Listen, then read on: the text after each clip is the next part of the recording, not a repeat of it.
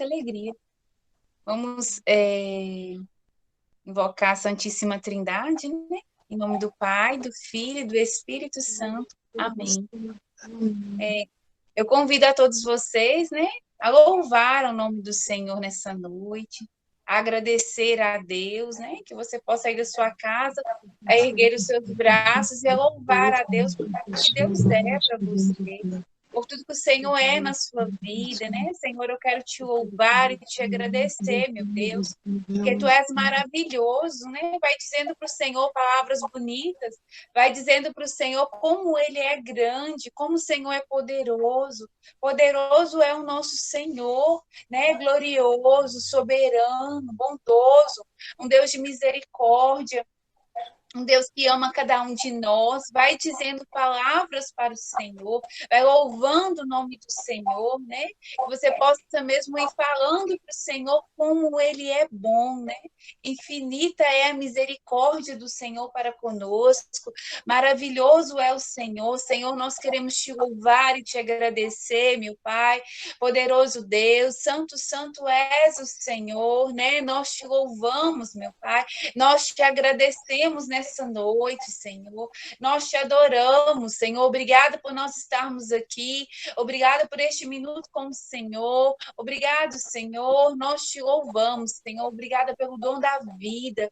É uma graça para nós abrir os olhos. É uma dádiva do Senhor. Agradeça ao Senhor porque hoje você acordou, porque hoje você abriu os olhos. Agradeça ao Senhor, né? Agradeça ao Senhor. Erga mesmo louvor, Senhor, muito obrigada, meu Pai.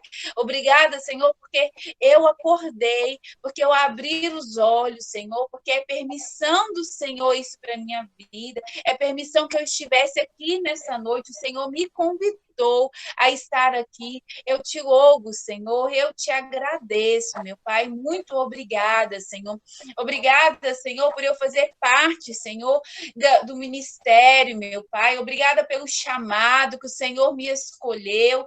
O Senhor, né, planejou para mim para estar aqui nessa noite, né? Eu te agradeço, meu Deus. Glorificado seja o nome do Senhor, bendito seja Deus, adorado, Senhor. Maravilhoso, Senhor, santo, santo és o Senhor. Nós possamos cantar, né? A Lu vai cantar uma musiquinha aí para nós.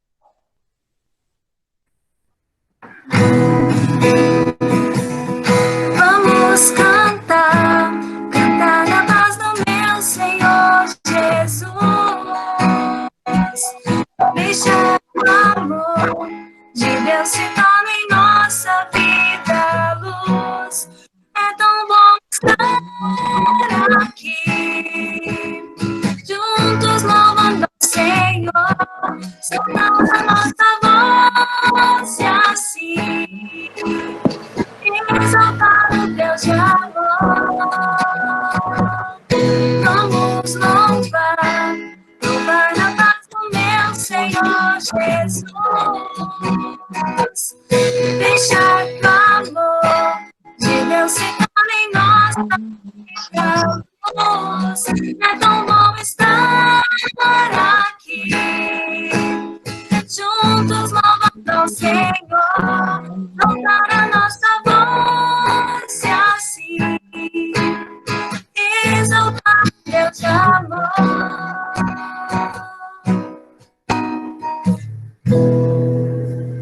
Amém. Exaltar um Deus de amor, né? Que nós possamos mesmo exaltar este Deus, possamos pedir a presença do Espírito Santo de Deus. Senhor, nós queremos pedir a presença do Teu Espírito. Envia sobre cada um de nós o Teu Espírito Santo, meu Pai. Envia mesmo o Teu Espírito Santo, o Teu Espírito Santo que nos direciona, o Teu Espírito Santo que nos dá sabedoria. Derrama sobre nós nessa noite o Teu Espírito Santo de Deus. Vem, Espírito Santo de Deus, vai pedindo aí da sua casa, vem Espírito Santo, vem me conduzir, né, que cada palavra mesmo que o Frei direcionar nessa noite eu possa compreender, me ajude Espírito Santo a compreender as tuas vontades, meu Deus, me ajude Espírito Santo de Deus a me levar a águas mais profundas, a vontade do Senhor na minha vida. Espírito Santo de Deus, venha nessa noite, Vem, Espírito Santo de Deus. Vem, Espírito Santo de Deus. Eu peço mesmo que o Senhor venha mesmo sobre nós. Vem, Espírito Santo de Deus. Vem tocar em nós nessa noite. Toque em cada um de nós, Espírito Santo de Deus. Que o Senhor possa mesmo nos direcionar de acordo com a sua vontade, Espírito Santo de Deus. Vem, Espírito Santo de Deus. Vem, Espírito Santo de Deus, sobre a minha mente nessa noite, sobre os meus pensamentos. Que o meu pensamento sejam pensamentos do Senhor, que a minha vontade seja a vontade de Deus nessa noite, que eu possa mesmo ir trilhando os caminhos do Senhor. Me direcione, Espírito Santo. Vem, Espírito Santo de Deus. Oxandaria la cantaria la cantare. Oxandaria ari ari ari ari ari ari ari ari ari ari ari. Peça ao Espírito Santo de Deus, peça ao Espírito Santo de Deus que sopra sobre a sua vida nesta noite. Aquilo que é necessário, Senhor, venha direcionar. Xandaria la cantaria la cantare. Xandaria ari ari ari ari ari ari ari ari ari ari ari ari ari. Xandaria la cantaria la cantaria la cantare. Xandaria la cantaria la cantaria la cantare.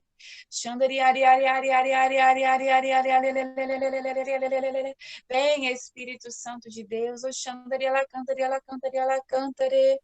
Vem, Espírito Santo de Deus, nos direciona nesta noite, Espírito Santo. Mostra somente a sua vontade, meu Deus.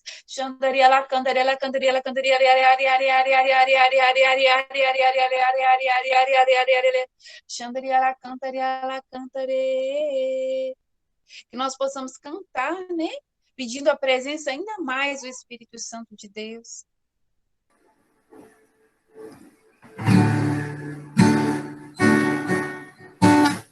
Vem, vem, vem, Espírito Santo, transforma minha vida.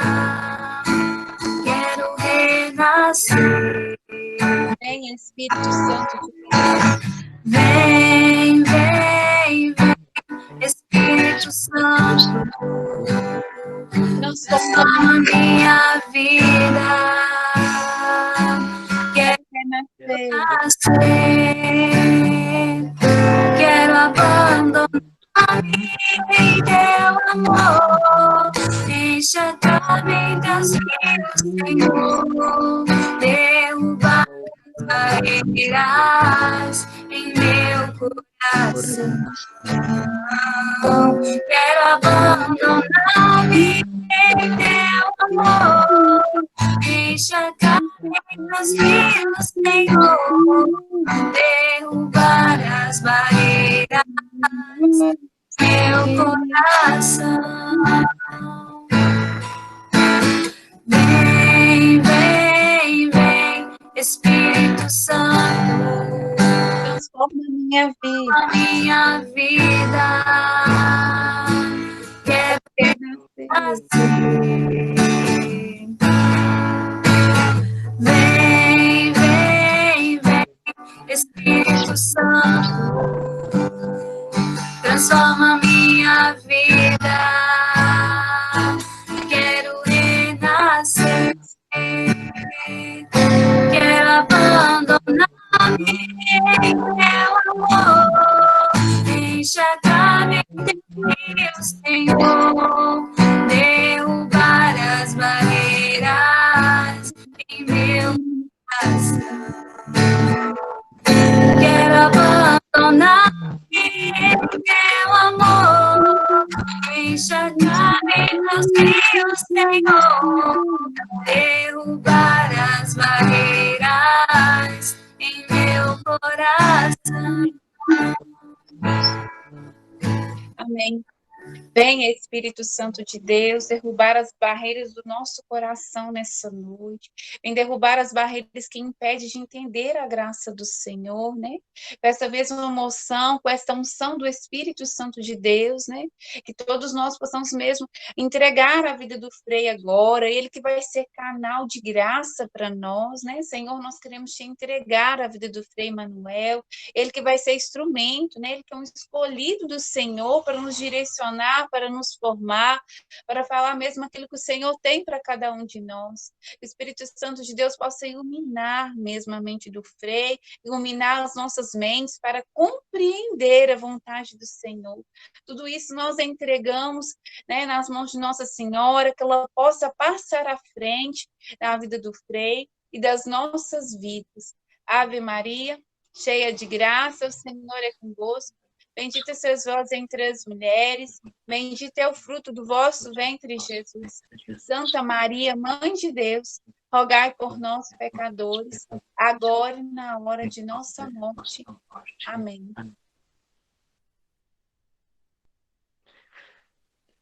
Muito bem, boa noite, obrigado a todos pela oração. O convite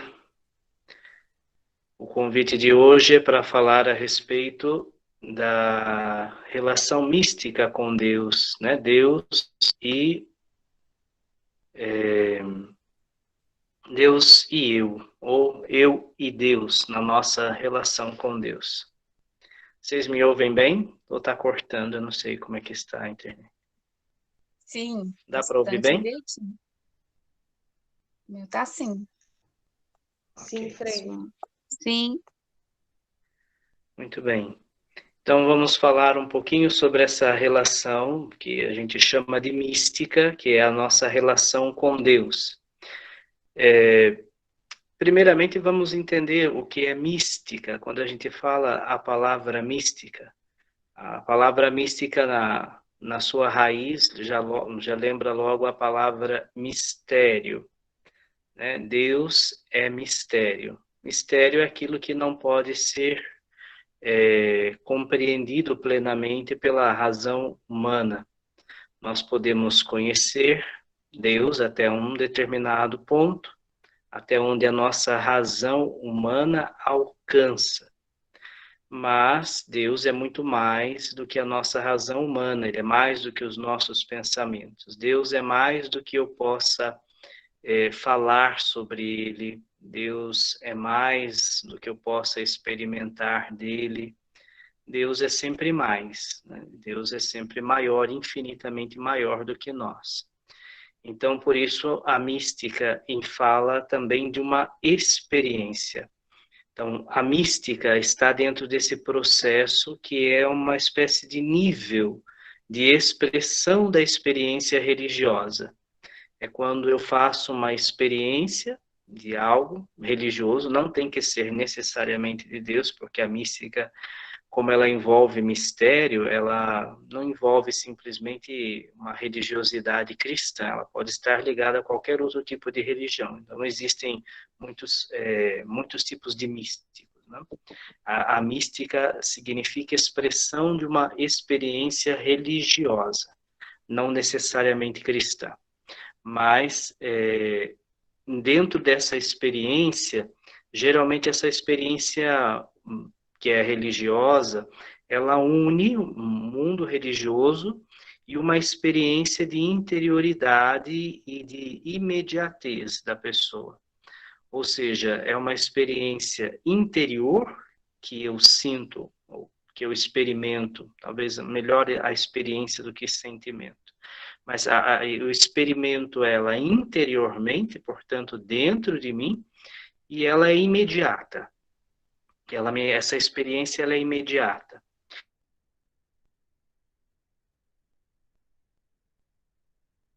Mistério, é uma experiência muitas vezes pessoal, ela envolve uma dificuldade que é expressá-la, falar sobre ela. Nem sempre é fácil expressar uma experiência mística, porque se trata de um encontro, de uma experiência interior que ocorre dentro.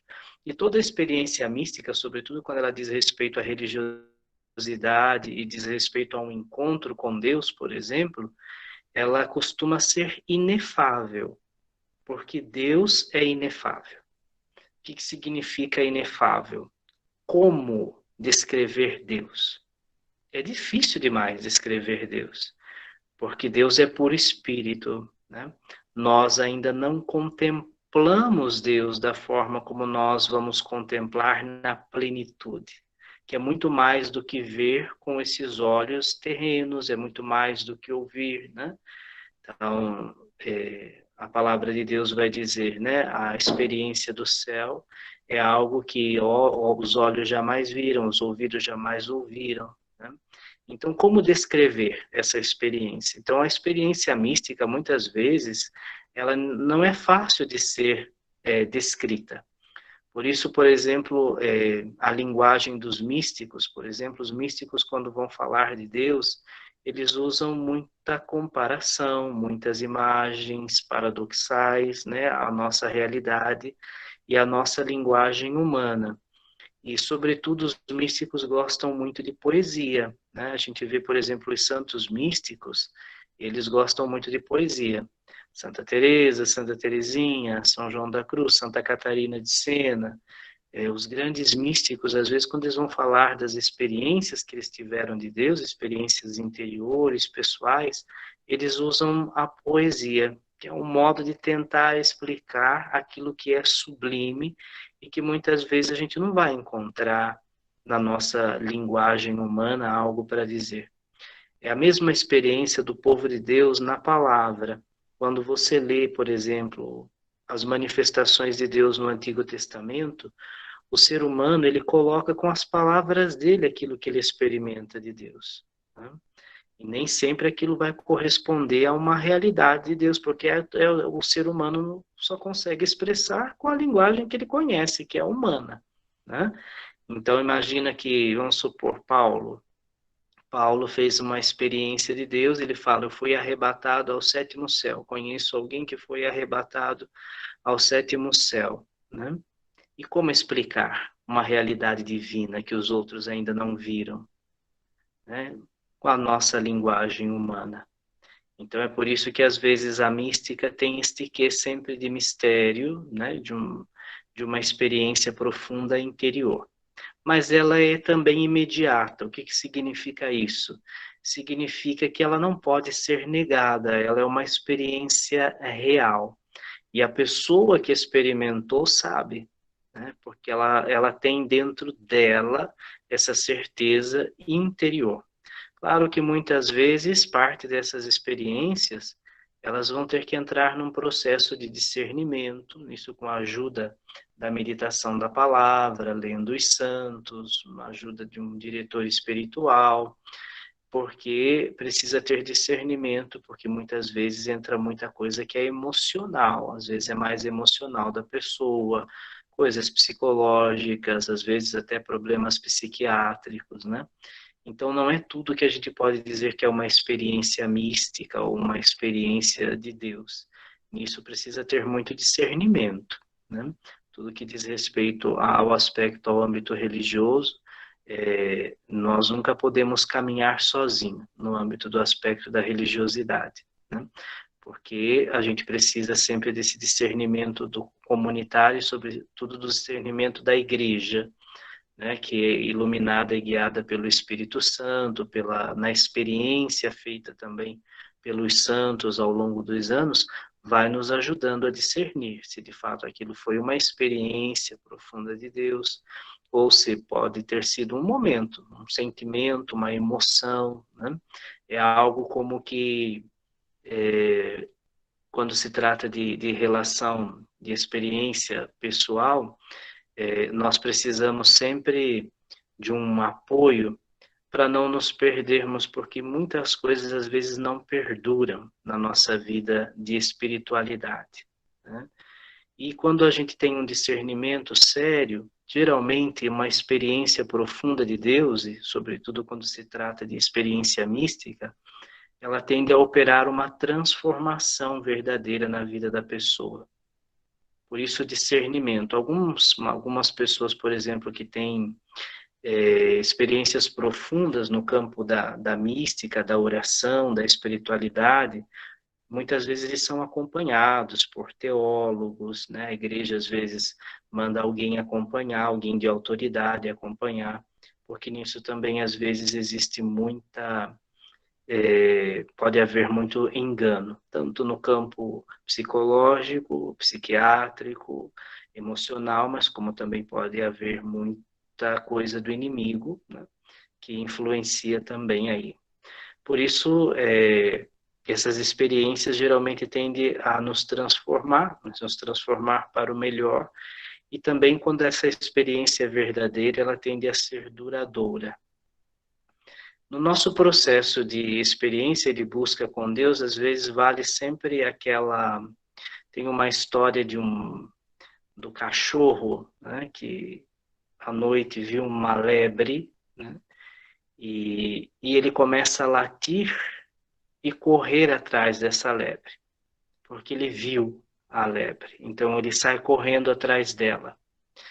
E a lebre corre, o cachorro corre latindo atrás. Outros cachorros ouvem o latido daquele cachorro que viu a lebre, saem correndo atrás dele, também latindo. Só que vai chegando determinado tempo, os cachorros que estavam correndo atrás, não o primeiro, eles começam a desistir. Alguns vão ficando no meio do caminho, vão cansando, vão parando. Só o primeiro cachorro, ele continua. O primeiro cachorro vai até o fim. E ele vê que a lebre subiu na árvore e ele fica latindo embaixo da árvore, né? Porque ele viu a lebre. Então ele é persistente, ele é perseverante, ele vai até o final e fica ali. Os demais vão desistindo com o tempo, porque na verdade eles latiram pelo instinto. Eles viram outro cachorro latindo e começaram a latir e correr junto com outro cachorro. Mas eles não sabiam atrás de quem estavam correndo, só o primeiro, né? Isso traduz um pouco, às vezes, a nossa experiência cristã. Algumas pessoas, quando elas fazem uma experiência verdadeira, profunda de Deus, elas tendem a ser perseverantes. Elas vão em frente, elas continuam apesar das dificuldades, apesar dos percalços, elas vão, porque elas sabem atrás de quem elas estão indo, elas sabem por que elas estão correndo, por que elas estão lutando, porque elas fizeram uma experiência verdadeira, um encontro verdadeiro. Elas viram de fato, sentiram de fato algo que transformou, que tocou a vida delas. E aí elas querem chegar ao auge dessa experiência. Então elas não param nunca, elas vão sempre em frente. Enquanto elas não alcançarem aquela meta, enquanto elas não encontrarem aquilo que tocou elas no primeiro instante, que fez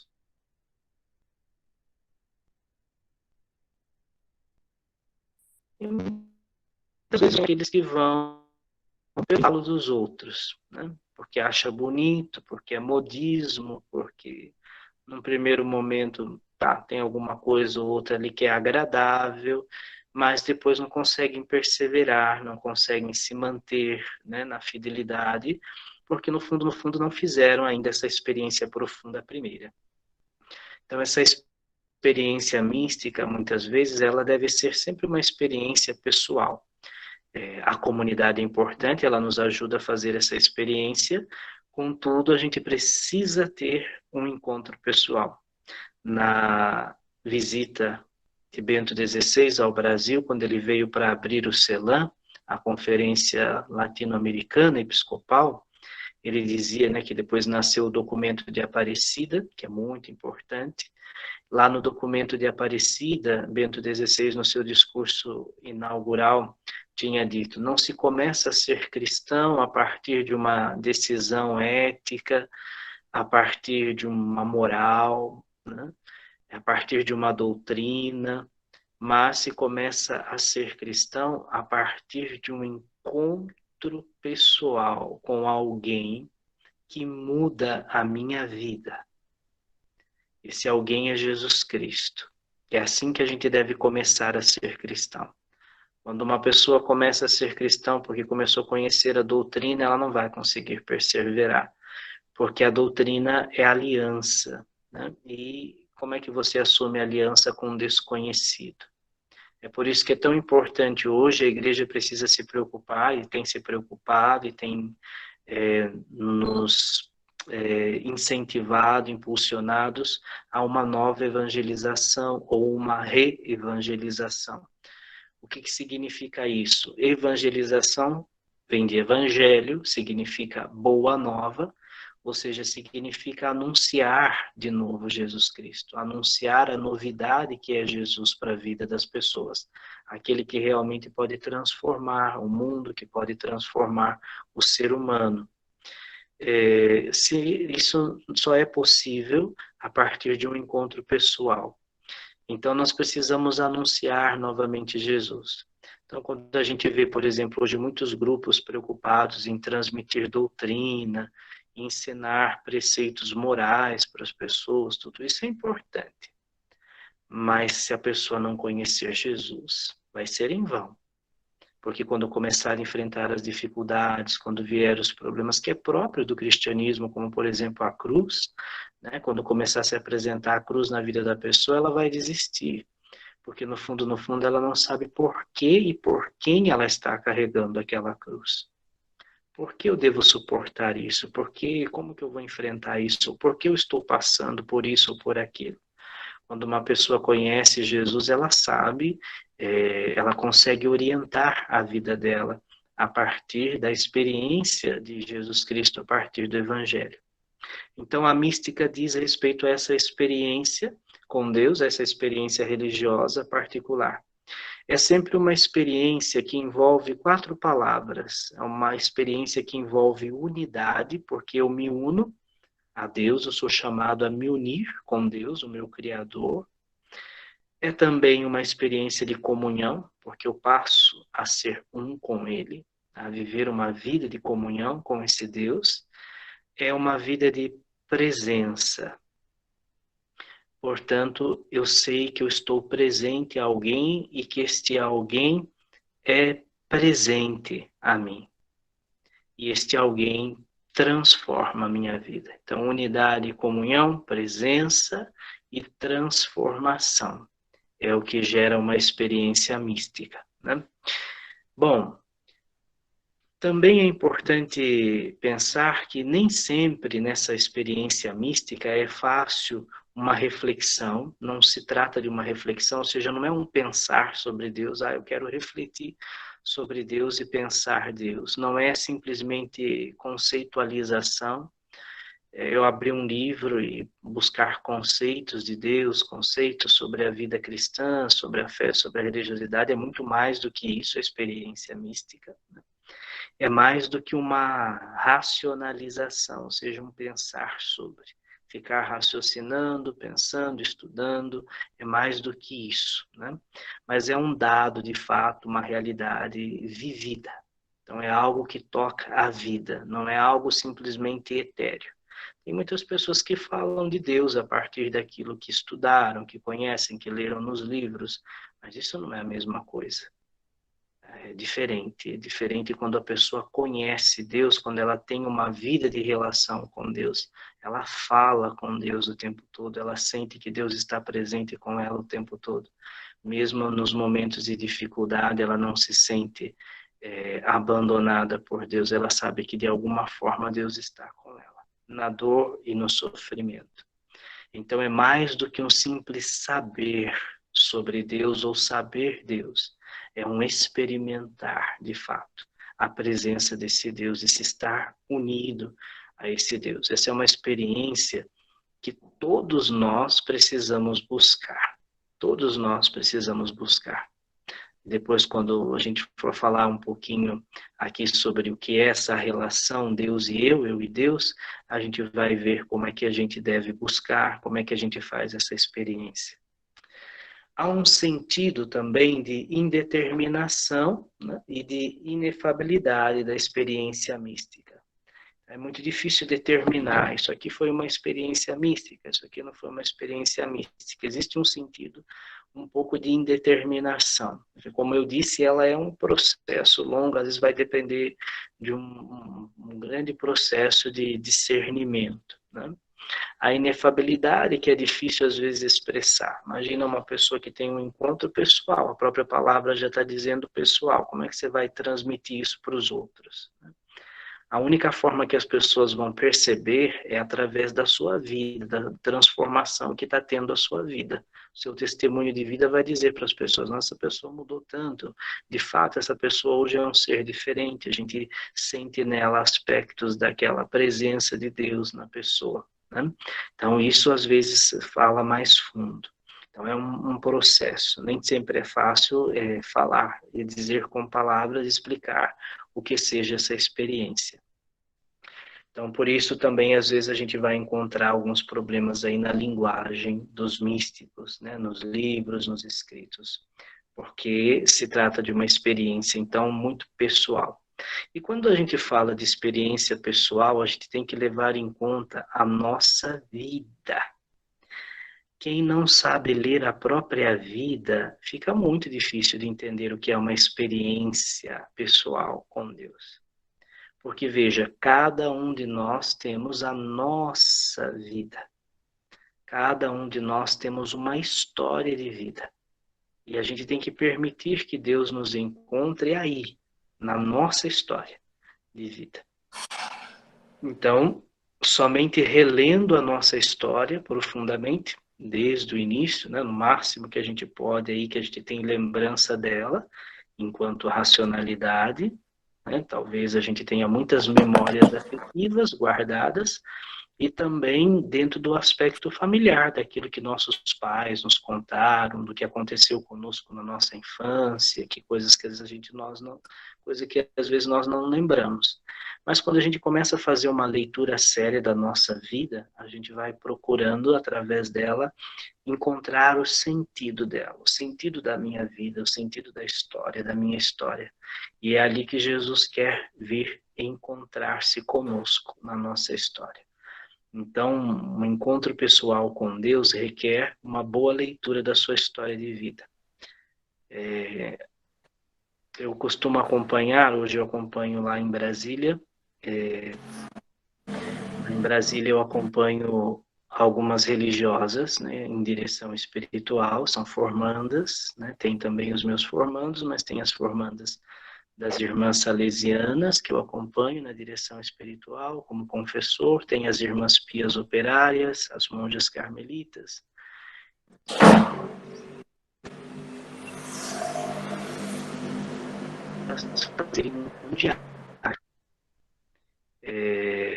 Peço a elas para fazerem um diário, porque através do diário elas vão contando a história de vida delas, e aí eu vou ajudando elas a rever essa presença de Deus na história, encontrar Jesus na sua própria história de vida.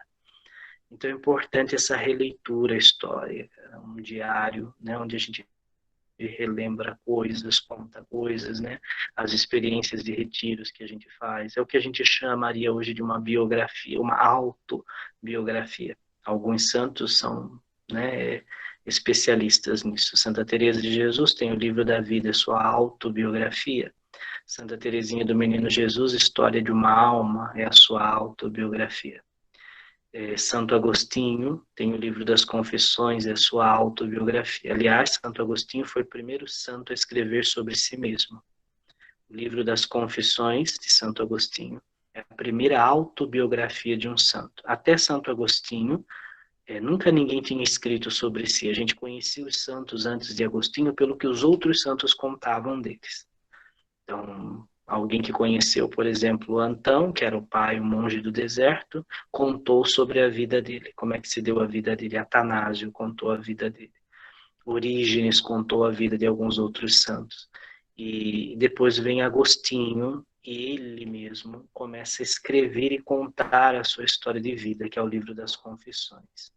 Então, o primeiro santo a escrever de si mesmo. E ali Santo Agostinho vai narrando como é que foi a experiência do encontro com Deus desde a infância, né? A partir do momento, o ateísmo que ele viveu, a busca de Deus em falsas religiões, né? A própria vida desregrada na área da sexualidade. Então, Santo Agostinho conta tudo com grandes detalhes, né? Mas ele vai percebendo como é que Deus foi movendo ele desde o princípio.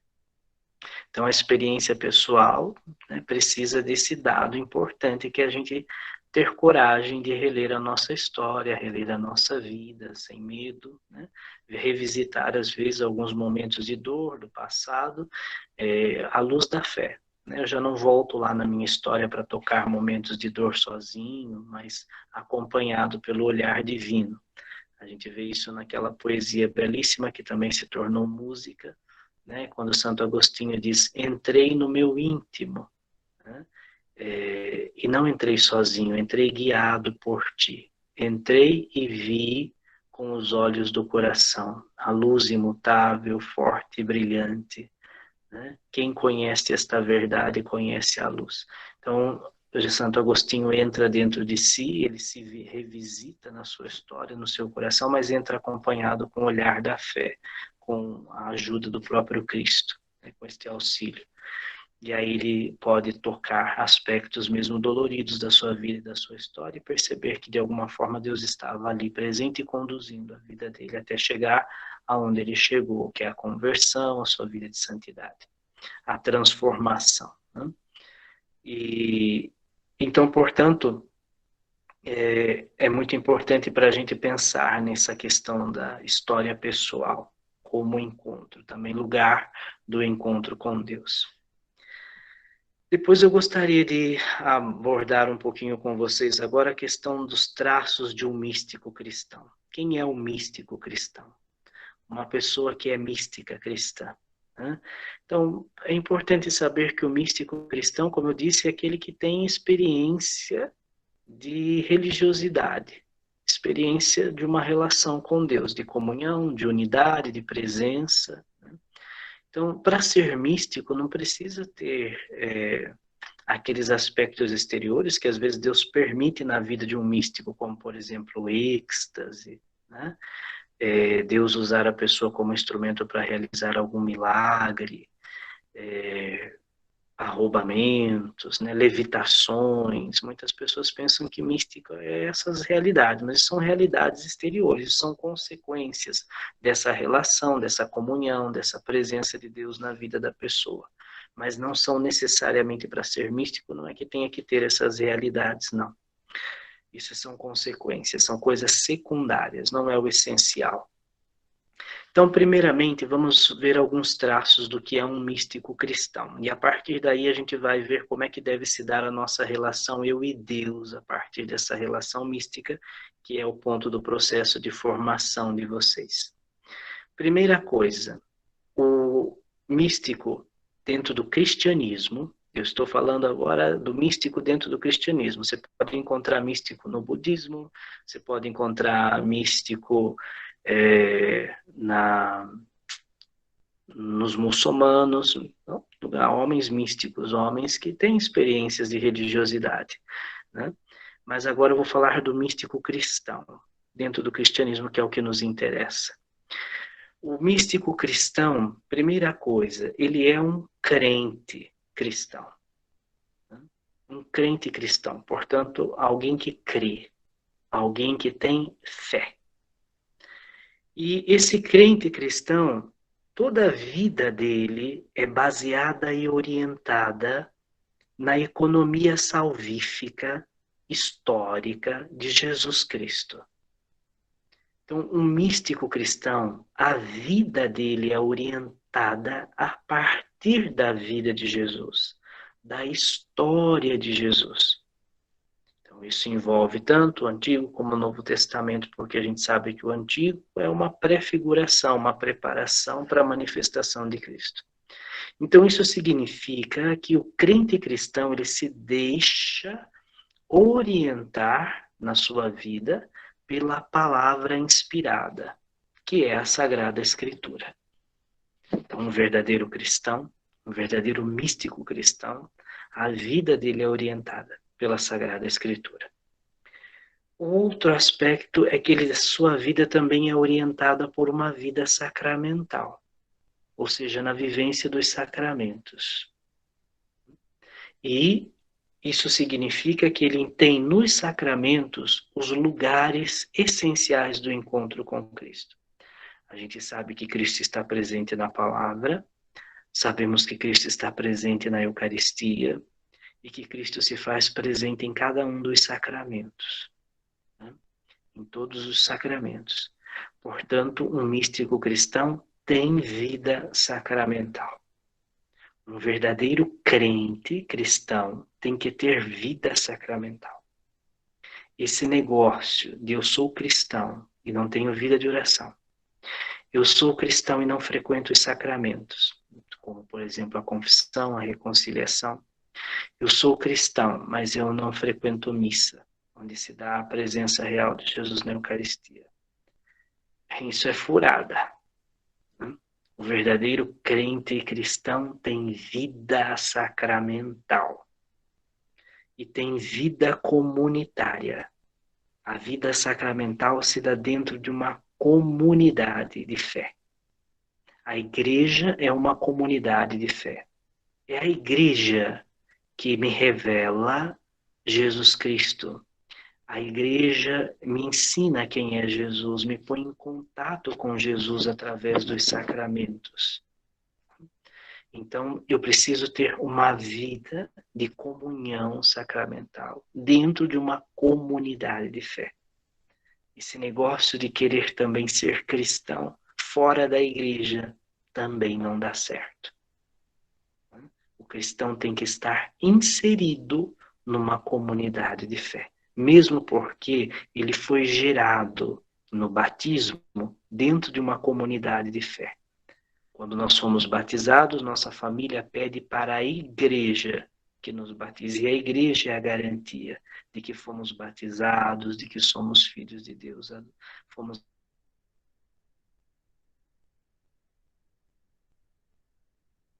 certo. Depois, o homem de fé, ele segue a igreja, né, dentro do seu tempo, né? Então, o que significa isso? Ele confia na igreja. Então, qual que é a igreja do nosso tempo? A igreja do nosso tempo é a igreja do Concílio Vaticano II. Nós cremos que o Espírito Santo assiste a igreja, porque assim Jesus disse, as portas do inferno não vão prevalecer contra ela, e cremos que a igreja, no seu magistério, na sua hierarquia, todo o povo de Deus, é conduzida pelo Espírito Santo. Então, quando às vezes a gente começa a ter certos problemas com o tempo, que na verdade muitas vezes é uma fuga, né?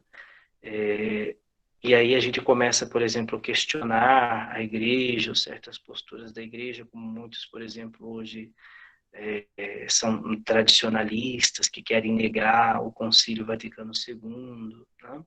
Isso é um problema muito sério, porque geralmente é uma fuga para quem não sabe enfrentar a crise. Eu não sei como enfrentar a crise desse momento, então vou me refugiar no passado. Vou buscar alguma coisa lá no passado que me dê segurança, né? Ou outros vão lá para frente, jogam lá para frente. Eu não consigo administrar bem o problema que eu tenho hoje, então eu entro numa espécie de progressismo e vou lá para frente, tentar achar alguma coisa, uma resposta no futuro que eu ainda não tenho, né? Então isso também é muito arriscado. Por isso a gente deve procurar andar e caminhar sempre com o hoje da igreja, né? Então, o hoje da igreja está aí. E nós precisamos saber escutá-la, precisamos saber ouvi-la no seu magistério, né? Através do nosso Papa atual, através dos nossos bispos. Ali está o hoje da igreja, né? Santa Teresa de Jesus, que é a fundadora do Carmelo, nossa mãe dos carmelitas, né? Santa Teresa tinha uma frase muito bonita, que ela dizia: eu prefiro errar com a igreja do que tentar acertar sozinha. Prefiro errar com a igreja do que tentar acertar sozinha. E em todos os livros de Santa Teresa, a primeira coisa que ela escreve nos livros dela é: em tudo que eu for escrever aqui, eu me submeto à autoridade da Santa Madre Igreja. Se eu escrevi alguma coisa aqui que estiver em desacordo com a doutrina da igreja, a igreja tem autorização para arriscar, para julgar, para repreender. Então, os santos sempre foram extremamente obedientes à igreja. Então, nunca se viu na história um santo que fosse desobediente à igreja. Quando a gente vê hoje pessoas atacando, por exemplo, a figura do Santo Padre, o Papa, quando a gente vê pessoas, por exemplo, criticando, às vezes, né, algo, isso é muito sério, porque um santo nunca se comportou assim, nenhum santo se comportou assim. Os santos foram capazes de transformar a igreja, inclusive, mas sempre guiados e iluminados pelo Espírito Santo e a partir da sua própria vida. Nunca atacando a igreja, né? Nunca atacando a sua mãe, né? A mãe igreja que gerou eles. Né? Então, isso é muito sério, a gente tem que tomar muito cuidado com isso, porque isso faz parte do aspecto do crente cristão. Né? Então, um homem de fé particular na igreja do seu tempo. Nós temos que andar com a igreja do nosso tempo. Um segundo aspecto do místico, do cristianismo, é que ele é um homem de fé, que vive uma aliança de comunhão. E essa aliança de comunhão diz respeito a Deus, que se revela a ele e oferece a ele a amizade. Deus toma a iniciativa de amar o homem e convida o homem a participar da sua vida, que é uma comunhão trinitária. A iniciativa é sempre dele, nunca é nossa. Então Deus vai lá, se revela, se dá a conhecer e nos chama, nos convida a fazer uma aliança com Ele, a viver uma vida de comunhão com Ele. Então o crente é um homem de fé que se sabe convidado a viver uma aliança com Deus. Né? E dentro dessa aliança, então, acaba acontecendo alguns sentimentos dentro do homem. Que é importante que vocês se examinem para saber se vocês têm esses sentimentos dentro de vocês. O primeiro sentimento é o sentimento de que essa experiência cristã vivida, ser desta comunhão, participar dessa comunhão, é uma experiência de graça e de misericórdia. Eu me sinto um agraciado, uma agraciada por Deus. Eu me sinto alvo da misericórdia divina. Eu sinto que Deus usa de misericórdia para comigo. Eu sinto que sou pecador, eu tenho sentimento de gratidão por saber que eu sou pecador, mas mesmo sendo pecador, Deus me ama, vem ao meu encontro. Me convida à comunhão com Ele, a estar com Ele, a participar da vida dele. Isso deve gerar gratidão em nós. Sentimento de gratidão brota daí. Brota do fato de eu não saber merecedor, mas ao mesmo tempo saber que mesmo assim Deus me dá a sua graça e a sua misericórdia. Eu olho para mim, vejo os meus pecados, vejo a minha fraqueza, vejo as minhas debilidades, sinto em mim a dor pelos meus pecados, pela minha fraqueza, e ao mesmo tempo brota em mim um grande sentimento de gratidão, de perceber que mesmo sendo pecador, Deus sempre vem ao meu encontro, Deus sempre me convida a uma mudança de vida, Deus sempre me perdoa, porque Ele é misericórdia, Ele me perdoa sempre. Então, o homem de fé, o cristão, o místico, ele tem esse sentimento de gratidão no coração. Mesmo experimentando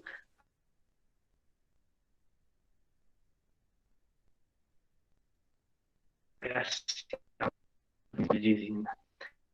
São Paulo Apóstolo vai dizer tudo é graça. Né? É por isso que um cristão não pode nunca ser uma pessoa triste. O cristão não pode ser nunca uma pessoa desesperançada, sem esperança, porque ele conta sempre com a graça e com a misericórdia de Deus.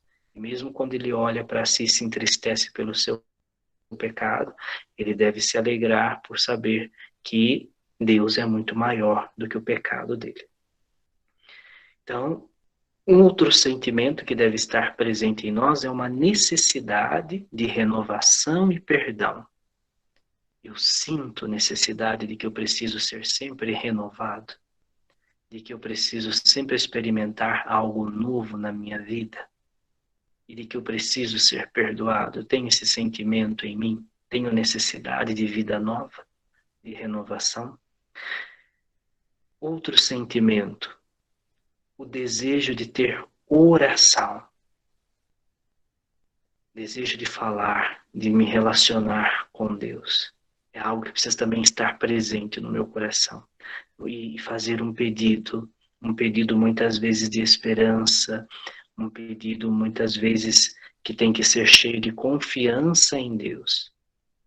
Por isso também aqui é muito importante, quando a gente pensa assim, quando a gente não tem vontade de rezar, por exemplo, se nós estamos fracos na vida de oração, estou com muita vontade de rezar, rezar significa ter fome de Deus. Jesus na cruz diz, eu tenho sede. Tenho sede do quê? Jesus tem sede de que nós tenhamos sede dele. Desejei comer ardentemente com vocês essa Páscoa. Veja, Jesus deseja estar conosco. Ele deseja sentar à mesa e partilhar conosco o pão, partilhar conosco o vinho, dar o seu corpo e o seu sangue. Desejei ardentemente, ele vai dizer em Lucas, comer convosco essa Páscoa. Na cruz, tenho sede. Tenho sede de almas, tenho sede de você, tenho sede de que você tenha sede de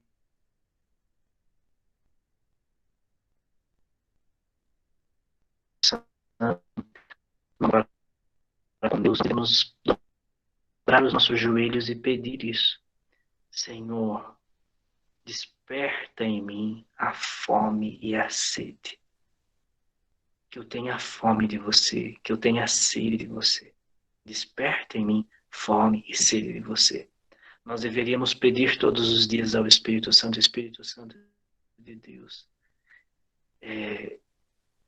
Aquece meu coração, me enche de desejo de Deus. Desejo de estar com Deus, desejo de rezar. Quando a gente pede isso, o Espírito Santo, ele desperta isso na gente.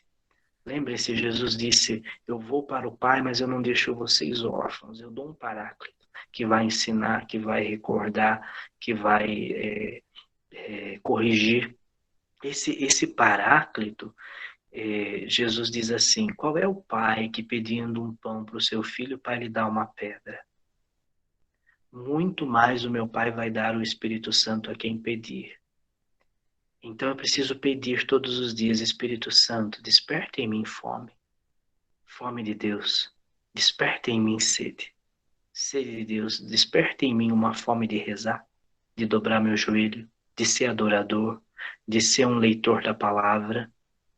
Dá para mim essa fome, dá para mim essa sede. Sabe por que a gente tem que pedir isso? Porque é muito mais importante sentir fome do que comer. E é muito mais importante sentir sede do que beber. Entenda isso, entenda esse paradoxo. É muito mais importante você sentir fome do que comer. Porque o que adianta você ter uma mesa farta diante de você? Uma mesa cheia de iguarias, tudo muito cheiroso, tudo muito gostoso, tudo muito apetitoso, e você não ter fome. Entende? Adianta você sentar numa mesa e ter o melhor vinho do mundo, o vinho mais envelhecido do mundo, você não tem sede de tomar o vinho. Então, não é o comer, mas é o sentir fome, porque se você não tiver apetite, então, entende? E é o que muitas vezes acontece conosco, quando nós vamos, por exemplo, para a missa, e você comunga sem fome. Entende? Você experimenta do sangue de Cristo sem sede. Isso é horrível. Isso é horrível. Entende? Porque a melhor coisa é quando você tem fome e come.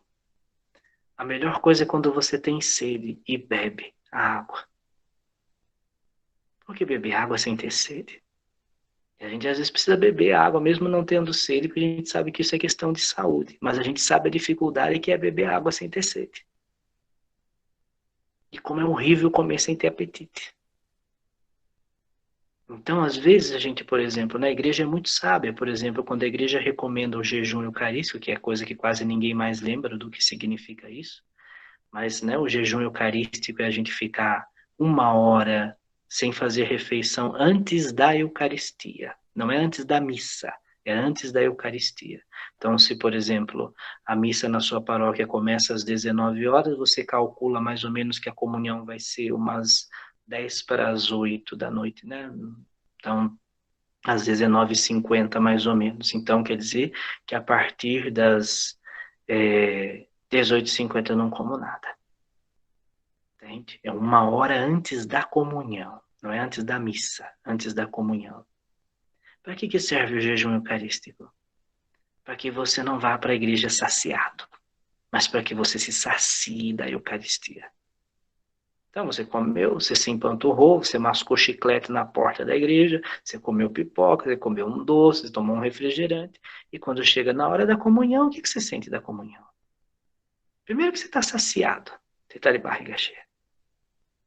E segundo que o seu paladar está todo marcado com o gosto daquilo que você comeu. Que sede você tem de Cristo? O que você vai sentir do gosto da Eucaristia? Entende? Então, a gente precisa pedir ao Espírito Santo. Espírito Santo de Deus, me dá sede, me dá fome de eu querer me alimentar da palavra, de eu querer comungar a Eucaristia. Sede de oração, de vida de oração. Outra coisa importante na vida mística e na vida de um cristão, o mais importante e o que é essencial é a caridade. Tá? Este é um ponto fundamental do cristianismo. Caridade. Você ser uma pessoa caridosa, amorosa, fazer caridade. Isso aqui é muito mais do que qualquer experiência mística que você possa fazer. Isto aqui está alicerçado na primeira carta de Coríntios, no capítulo 13. Ainda que eu fale a língua dos homens, se eu não tiver amor. Ainda que eu fale a língua dos anjos, se eu não tiver amor. Ainda que eu dê o meu corpo para ser entregue às chamas, se eu não tiver amor. A caridade é o ponto fundamental do cristianismo. Você quer saber se você é uma pessoa obediente a Deus? Pergunte se você é caridosa. Porque a vontade de Deus é o amor-caridade.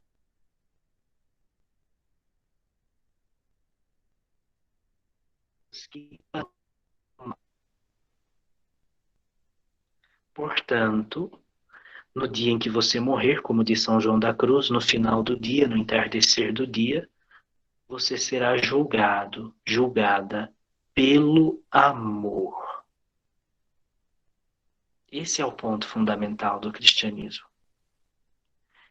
Ah, mas eu fui intercessora do grupo de oração. Você amou? Ah, mas eu era coordenadora do grupo do Ministério Jovem. Tá, mas você amou? Amar no sentido de se doar? De se entregar a Deus e aos seus irmãos?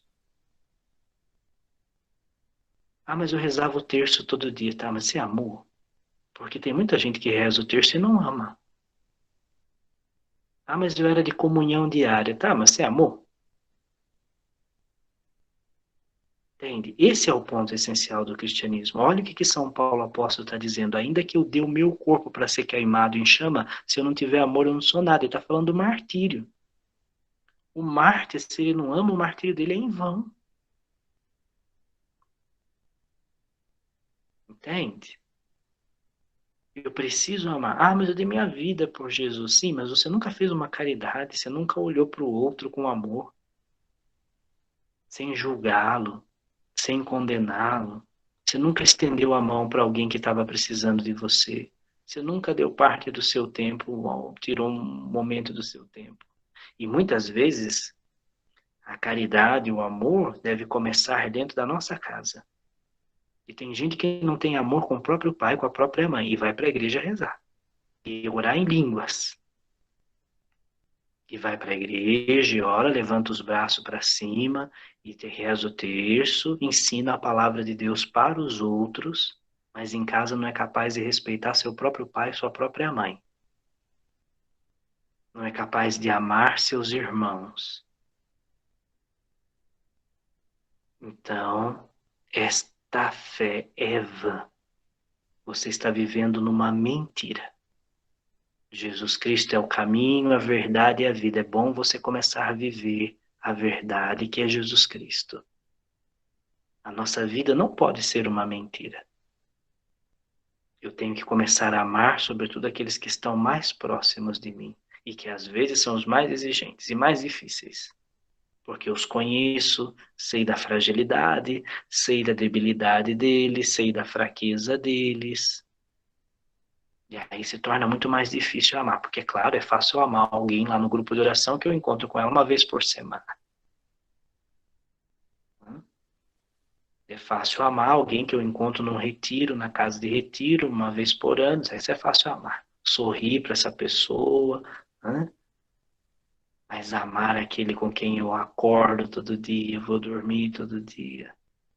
Né? Amar aquele pai frágil, às vezes alcoolizado.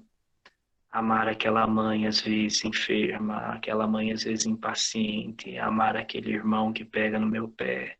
Aí é que está. Então veja, o amor é o fundamento de tudo. O amor, caridade. E aqui a gente deve fazer um profundo exame de consciência. Eu sou uma pessoa que ama? Sou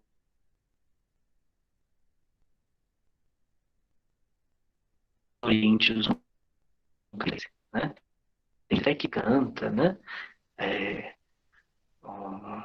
Legião Urbana, né? Ainda que eu falasse a língua dos homens, né? E canta, né? Coríntios está cantado por atores, cantores, todo mundo canta. Né? Mas pôr em prática é que é difícil. Depois, nós precisamos também viver em obediência. Obediência, que é comunhão com Jesus Cristo. A palavra obediência vem do latim que significa audire. Significa saber escutar. Saber ouvir. Isto é obediência. A obediência não é eu mando e você faz. Mas a obediência é saber escutar. Alguém que chega e me diz algo, me dá uma ordem, pode ser, e eu paro e penso que eu devo fazer porque isso me fará bem.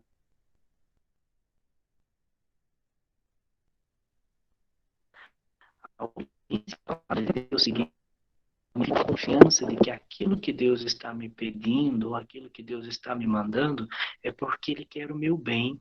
E se eu não souber ouvi-lo, então eu não vou saber obedecer. E aí eu vou atrair sofrimento sobre a minha vida. Eu tenho que confiar e entender que Deus me ama e que Ele quer a minha salvação. E, portanto, se Ele me manda alguma coisa, é porque Ele me ama e quer a minha salvação e quer o meu bem, não porque Ele quer me prejudicar. E é por isso que eu obedeço. E o que eu vos mando é que vos ameis uns aos outros como eu vos amei. Então, obediência é saber ouvir. Saiba ouvir. Saiba ouvir Jesus Cristo no Evangelho, na palavra. Naqueles que são autoridade, que têm autoridade sobre você, seu coordenador, sua coordenadora de grupo. Saiba ouvir. O que esta pessoa me pede é bom ou é algo ruim? O que esta pessoa está me pedindo? Então a gente precisa ter muito discernimento para viver esta vida de comunhão em obediência com Deus. Depois também, o mistério de Deus é um mistério de unidade na Trindade. O mistério de Deus, na sua essência, ele é trinitário. É um Deus que vive em comunhão, Pai, Filho e Espírito Santo. E o mistério do homem? Qual que é o mistério que encerra a nossa vida? O mistério que encerra a nossa vida é que nós fomos criados à imagem e semelhança de Deus. Perdemos a semelhança por causa do pecado, que foi resgatada com a morte do Senhor. Mas não perdemos a imagem. Como Deus, nós continuamos seres racionais, inteligentes, né? Seres inteligentes, pensantes, né? Nós continuamos seres livres, né? Porque fomos libertos do pecado que nos escravizava, só nos tornamos, continuamos seres livres, né? Portanto, seres de vontade. Continuamos imagem, mas perdemos a semelhança de Deus, que é a bondade, a verdade, né? A beleza, que é uma beleza não estética, mas uma beleza interior, né? Um conjunto de realidades, né? E a gente precisa sempre recuperar esta semelhança. Então, a primeira coisa que eu preciso recuperar nessa semelhança é a verdade. Eu preciso saber qual é a verdade da minha vida. Qual que é a verdade da minha vida? A verdade da minha vida é que eu fui criado bom, verdadeiro, belo por Deus.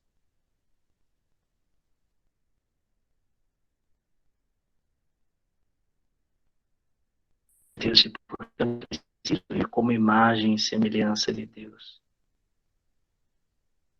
Esta é a verdade. Então veja que a nossa relação com Deus, ela não pode ser uma relação, a minha relação eu e Deus, ela tem que ser muito mais profunda do que simplesmente eu ler coisas sobre Ele ou dizer coisas sobre Ele. Eu tenho que voltar a ter uma vida de comunhão com Deus. Isso é ser uma pessoa mística. Você tem que ter trato, você tem que ter relação com Deus. Entendam isso. Deus é uma pessoa. Deus não é algo. Deus não é uma coisa. Deus é uma pessoa. E você tem que se relacionar com Ele como pessoa. A minha relação, eu e Deus, é eu e uma pessoa divina. Uma pessoa que me criou a sua imagem e semelhança e que diz como eu devo ser, como eu devo agir, para eu ser salvo, para eu viver nessa vida de comunhão que Ele me convida. Esta vida que Ele quer sempre resgatar. Então, não adianta você ficar lendo sobre Ele se você não fala com Ele, se você não se relaciona com Ele durante todo o seu dia. Não é umas horas do dia, não. Você tem que se orientar e falar com Deus, tem que ter Deus presente em tudo que você vai fazer. Nas suas decisões, quando você vai tomar uma decisão, quando você tem que dar uma resposta para alguém, quando você tem que dar uma palavra para alguém, você tem que fazer tudo com Ele. Se você é cristão, você vai ter que fazer tudo com Deus. Você não pode fazer as coisas sozinho, sozinha. Você tem que ser pessoa de relação, de intimidade. E isso começa com uma vida de oração pessoal. Eu não posso rezar só na hora que o grupo de oração se reúne para rezar. Porque nós temos um terço agora pela internet, porque nós temos um grupo de oração pela internet, porque nós temos uma quaresma de São Miguel agora pela internet, e eu só rezo nessa hora. Eu tenho que ter vida de oração pessoal. O meu Deus é um Deus vivo e Ele está sempre comigo. Eu acordo de manhã já na presença dEle. Aliás, Ele que me chamou para a vida. Eu já tenho que começar a falar com Ele desde cedo. Antes de eu ir para a capela de manhã no convento, eu já tenho que rezar com Ele, porque Ele já me chamou à vida, já me acordou de manhã. Ele que disse, acorda, Manuel. Estou te chamando, estou te dando mais um dia, mais uma oportunidade de você se santificar. E eu já começo a responder. Obrigado, Senhor. Obrigado porque você me chamou mais uma vez para a vida. Obrigado por mais esse dia de hoje. Obrigado pela minha saúde, obrigado pela minha família, obrigado pelos meus irmãos do convento. Senhor, antes de eu sair e começar a ir lá fora me encontrar com os outros, antes de eu abrir a porta da minha cela, do meu quarto e começar a topar com os outros no corredor, por favor, me dá a sua graça. para que eu saiba respondê-los, para que eu saiba estar em comunhão com eles, para que eu saiba quando eu devo silenciar e quando eu devo falar. Eu já começo a pedir a luz, a graça, a força do Espírito Santo. Isso é ter relação com Deus. Eu entro no carro, vou celebrar uma missa, eu faço o sinal da cruz e digo, Senhor, estou indo para celebrar a missa, me leve em segurança, me traga em segurança. E eu já começo a falar com ele o tempo todo, eu falo com ele. Deus é vivo e eu estou sempre na presença dele. Tá? E é assim que a gente tem que viver. Tá? Senhor, eu preciso tomar uma decisão agora. Me inspira, me ajuda a tomar a melhor decisão. Eu não faço nada sozinho. Não faço nada sem Deus. Porque eu sei que Ele está comigo o tempo todo. Então, isso significa ser uma pessoa mística. Você quer ser um místico? Começa a viver uma vida de relação com Deus falar.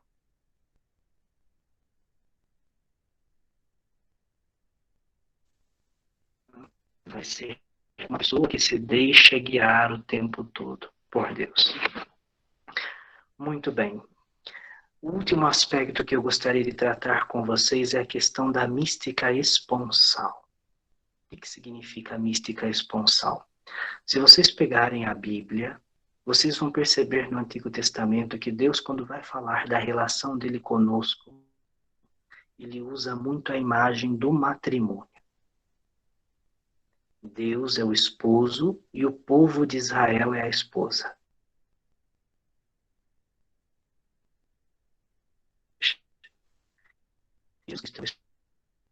E Deus fala de uma relação de casamento, de amor entre o esposo e a esposa.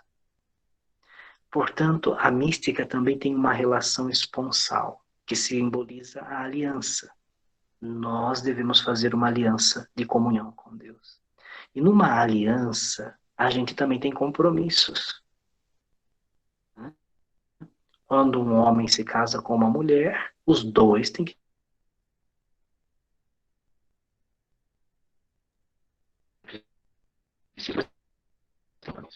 que os dois assumam a sua parte.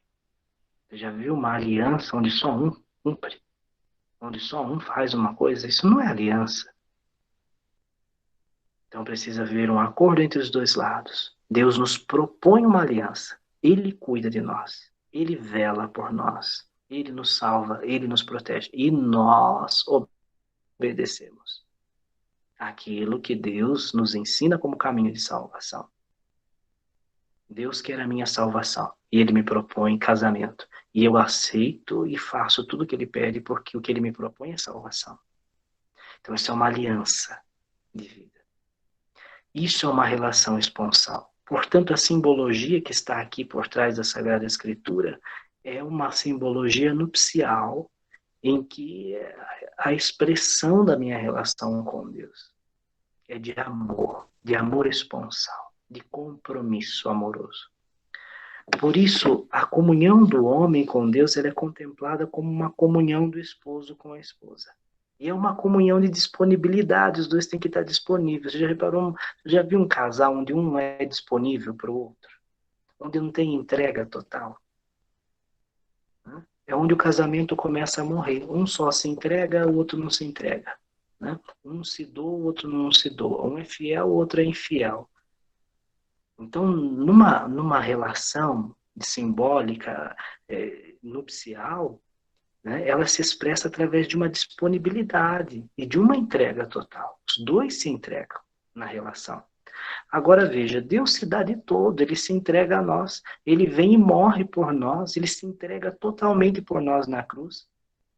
Mas nós, na hora de fazer a nossa entrega para Deus, a gente fica cheio de mal-me-toques. Entende? Então Deus vem, se entrega por você e te garante a vida, e te dá 24 horas de vida, Ele está aí batendo e respirando dentro de você, dentro do seu coração, fazendo você pulsar. E quanto tempo da sua vida você entrega para Deus? Então sua entrega é total?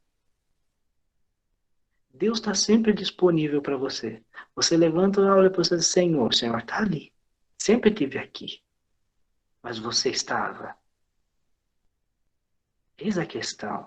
a sua entrega na sua relação nupcial com Deus, ela é total? Entende? Quer dizer, ele está sempre presente a mim, mas eu nem sempre estou presente a ele. Mas na hora em que eu chamo, ele tem que me atender imediatamente. Mas quando ele está ali presente na minha vida, eu não estou nem aí para a presença dele.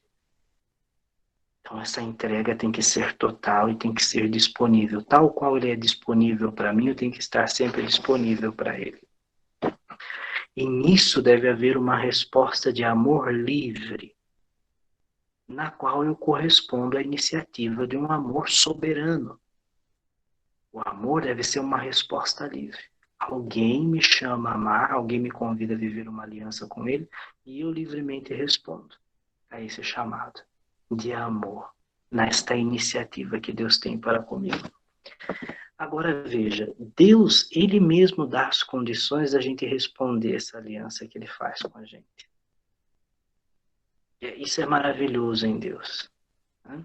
Porque ele sabe que nós pecamos, ele sabe que nós erramos, ele sabe que às vezes nós perdemos a nossa liberdade em vista do pecado, que nos voltamos às vezes para a escravidão do pecado, mas ele mesmo que nos chama à aliança, que nos convida à aliança, ele dá as condições para a gente responder. Todos nós temos condições de responder à aliança, ao chamado, à iniciativa de Deus. O problema é que às vezes a gente não sabe fazer uso dessas coisas. É como eu disse, ele deixou o sacramento, só que a gente não faz uso do sacramento. Ele deixou a Eucaristia, mas a gente não valoriza a Eucaristia, a gente não sabe como participar de uma missa, a gente não entende uma missa, a gente está lá por estar lá, todo mundo está lá, eu também estou lá. Aí é obrigado a estar, porque uma vez por semana ele está na missa, porque é o mandamento da igreja. Mas isso é absurdo. Eu desde adolescente, quando eu fiz a minha catequese de primeira Eucaristia, eu sempre estudei a missa, até hoje eu estudo a missa, mesmo depois de ter terminado a faculdade. Eu leio livros e livros de liturgia o tempo todo.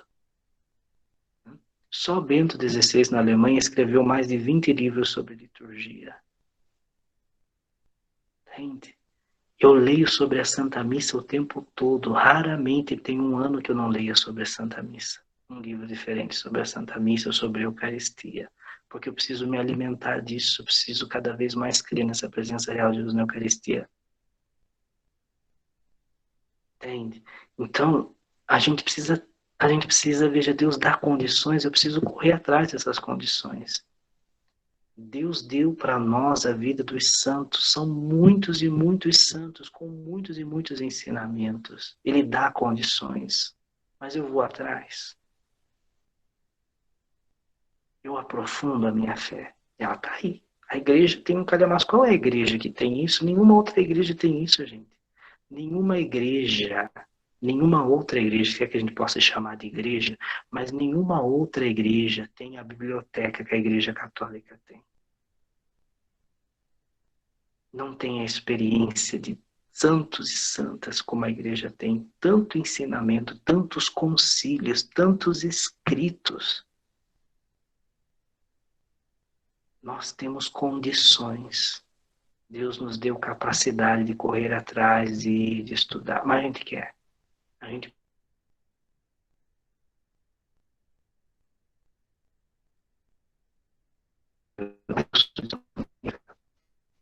precisa buscar. Né? E o sentido da história? O sentido da história cristã em Deus é justamente esse, de que eu me ofereça, de que haja um oferecimento da minha parte. Portanto, na minha relação com Deus, eu preciso corresponder a esses sinais. Como é que eu vou responder? Primeiramente, estando unido a Deus, através de uma vida de oração, de meditação da palavra, na busca dos sacramentos. A primeira coisa, você tem que buscar unir-se a Deus. Segundo ponto, uma comunhão que leva à transformação. Você vai saber se de fato você está unido a Deus quando a sua vida estiver sendo transformada. Que as pessoas olhem para você e dizem, está mudando alguma coisa na vida dessa pessoa. Então, é sinal de que, de fato, ela está unida a Deus. Porque se a sua vida não tem transformação, se a sua vida é uma mesmice, então é sinal de que não está tendo mudança nenhuma. Porque o Evangelho, gente, ele é sempre novidade. Ele sempre nos renova. Claro que às vezes a gente tem momentos de altos e baixos. Mas o Evangelho, ele é sempre novidade. Ele sempre tende a me renovar. Então, se a minha vida está empatada, quer dizer, eu não saio, sempre a mesma coisa, a mesma coisa, a mesma coisa, não cresço, não amadureço. Tem um problema nessa união com Deus. Porque Deus quer sempre me levar, sempre para mais, porque Ele quer me levar cada vez mais para perto dEle. Deus é um mistério muito grande, então não posso me contentar. Ah, esse negócio de que eu estou feliz comigo mesmo, porque eu já cheguei no estágio. Não tá. Eu tenho que querer sempre mais, porque Deus é mais. Tem uma música bonita do Padre Jonas Abib. Deus é mais, Deus é mais, Deus é mais que eu. Deus é muito mais, então eu preciso sempre querer mais. Em Deus a gente nunca pode estar contente.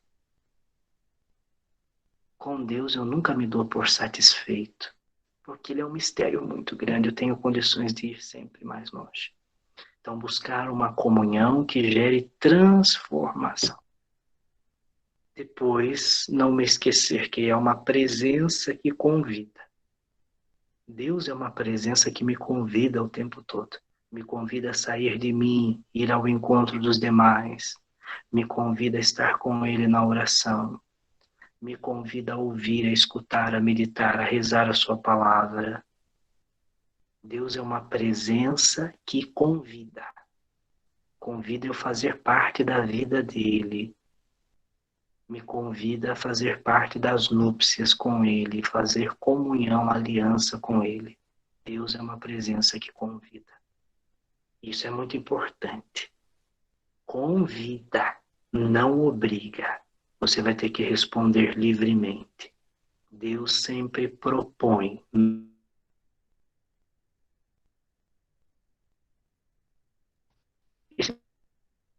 Você tem que fazer. Não, isso é imposição. Deus te convida. Deus te chama. E você livremente deve responder ao chamado de Deus. Não é imposição. Nós não podemos impor Deus para as pessoas. Agora, uma vez que a pessoa aceita o convite, aí ela tem que arcar com as consequências. Se eu aceitei o convite, eu vou viver. Se Deus me convidou a viver uma aliança com Ele e eu aceitei entrar nessa aliança, eu tenho que fazer a minha parte. Não esperar só dele, eu também tenho que fazer a minha parte. Mas Ele não obriga, o ser humano é livre. Quem não quiser, não precisa entrar. Se você não quer ir, você não vai. Porque Ele não obriga, você é livre. Ele quer que a gente vá livre e amando, não obrigados, não como um peso. Ah, é um peso, tenho que ir, tenho que fazer, tenho...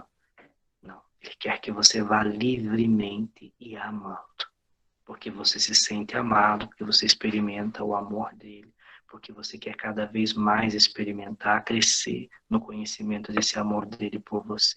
Então você também tem que ir livremente por amor.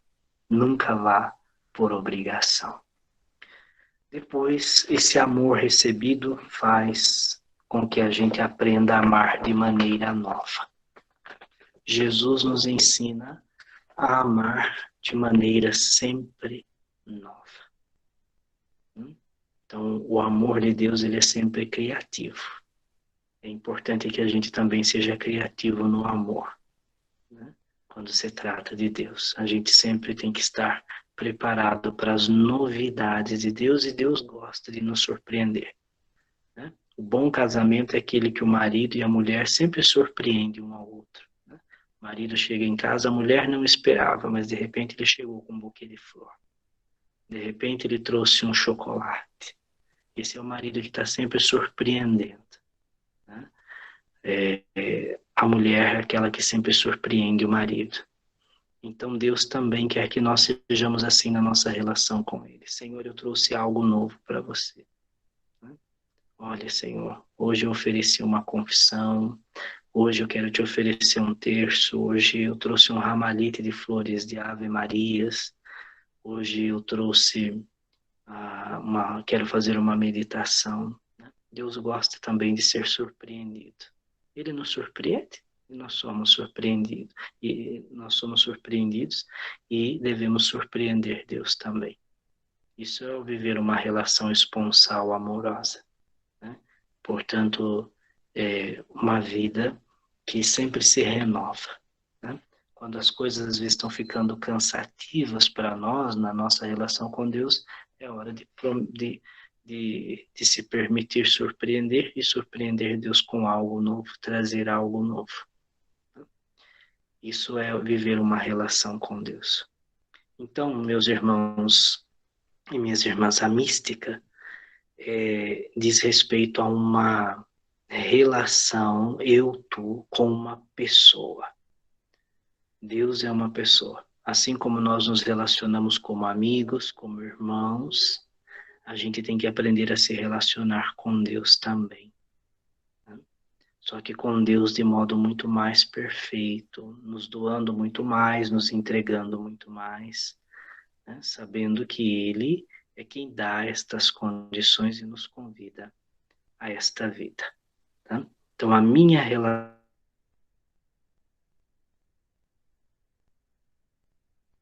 que Deus me faz e o modo com que eu me entrego. Ele se entrega totalmente, ele se dá totalmente, ele deu tudo, derramou a última gota de sangue por você. E você? Como é que você se entrega? Ele também deixou as condições para que você pudesse responder. Como é que você responde? É por isso que nós cristãos temos que ter uma vida responsável. E vocês que são jovens, sobretudo o Ministério Jovem, às vezes não gostam muito quando os outros cobram responsabilidade. Vocês o falam a palavra responsabilidade. Mas o termo responsabilidade vem de resposta. Uma pessoa responsável é aquela que sabe responder. Então, se Deus te faz um convite e você sabe responder, você é responsável. Se Deus te faz um convite para ir à missa e você sabe participar bem da missa, você é um cristão responsável. Se Deus te fez um convite de ser um intercessor, de ser alguém que toca na igreja, de ser um leitor, e você se prepara para tocar, você se prepara para cantar, você se prepara para pregar, então você é responsável.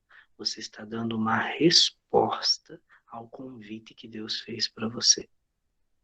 Se Deus te chama a uma aliança de fidelidade, de levar uma vida séria, uma vida moralmente correta, eticamente correta, e você responde dessa forma, então você é um cristão responsável, porque você está acolhendo a proposta de aliança com Deus. Deus te chama à vida todos os dias e está com você o tempo todo. Se você sabe se relacionar com Ele como uma pessoa que está sempre presente a você e que você está sempre presente a Ele, então você vai ser um cristão e terá uma vida cristã responsável. E a partir daí é se abandonar e se entregar nas mãos de Deus, e Ele vai conduzir a outras coisas, outras realidades místicas, visões, contemplações, dons de línguas, dons de cura e libertação. Tudo isso é consequência de uma vida responsável. Tudo isso é consequência. Quanto mais Deus perceber que você se entrega, mais Ele dá. Porque Ele vai ver que você tem condições, porque você se entrega, você se prepara, você se oferece.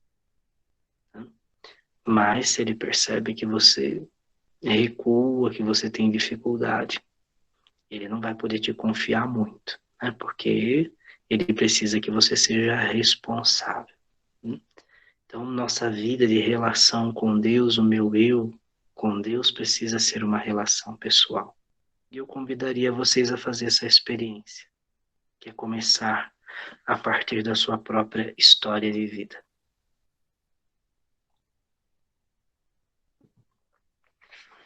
Muito bem, se alguém tiver alguma dúvida ou algo para colocar naquilo que eu disse, fique à vontade.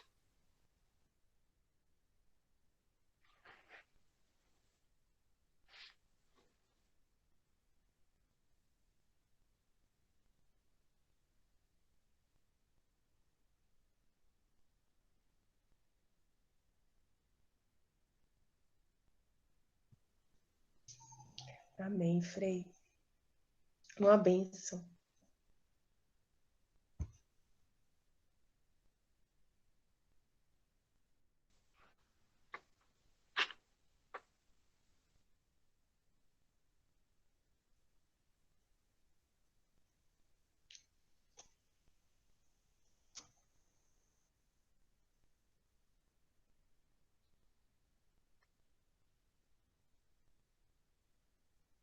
Alguém quer falar algo, comentar algo, acrescentar algo? Foi uma bênção, Frei. A gente perceber, né, da nossa relação com Deus, a forma de rezar. Assim, a parte que mais me chamou a atenção foram 3 pontos, né? O ponto que... Tá dando para me ouvir? Tá? Sim, sim, sim. O ponto sobre o amor, né? Porque às vezes é mais fácil mesmo amar quem está fora da nossa casa do que aqueles que convivem conosco. E isso é demonstração de cristão, né? Primeiro a gente amar os nossos, que são os mais difíceis mesmo da gente amar. Esse segundo ponto também que o Senhor falou sobre desde quando a gente acorda, né? O Senhor já nos chama para a vida. E ele o tempo todo se doa a nós, né? E nós, às vezes, medimos um pouco do que nós vamos doar para Deus, né? E essa relação é muito profunda, né? A relação de Deus conosco, porque Deus é sempre fiel, ele está sempre disponível. E quando a gente compara isso num relacionamento homem e mulher, a gente percebe, às vezes, quando um casal ou o marido ou a esposa se doa muito, faz tudo e o outro não faz nada. Então, a gente, quando compara isso com uma relação de ser humano, a gente assusta, né? Porque geralmente é o que acontece com a nossa relação com Deus, né? Deus está sempre ali disponível, se doando inteiramente por nós, e a gente, às vezes, é bem omisso no nosso relacionamento com Ele, né? Quando a gente compara isso, às vezes, com o relacionamento aqui da Terra, é muito profundo mesmo. É isso mesmo. Atentar tomar consciência da presença de Deus na nossa vida, né? Eu tenho que tomar consciência de que, de fato, Ele é presente a mim. E que se eu estiver disponível, aberto a Ele, eu vou ouvi-lo.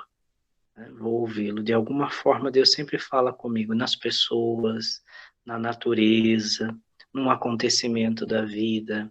Né? Deus sempre pode estar.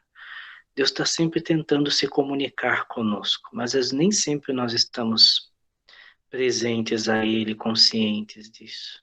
Né? E Ele fala de várias formas, diversas maneiras, até às vezes em coisas profanas, Deus pode se manifestar se a gente estiver atento. A gente chama isso de contemplatividade. O contemplativo é aquele que sabe ver e perceber a presença de Deus em todos os acontecimentos, às vezes mesmo nas coisas negativas. A gente precisa aprender a ver. Deus está falando comigo aqui. Deus está tentando me dar uma lição aqui. Então, essa relação é muito importante, é fundamental que a gente cresça nela, né? Ô, Frei, e é interessante também o ponto que o senhor citou, porque aqui nesse grupo a gente está trabalhando, são as lideranças, né, de jovens aqui na Diocese de Caratinga.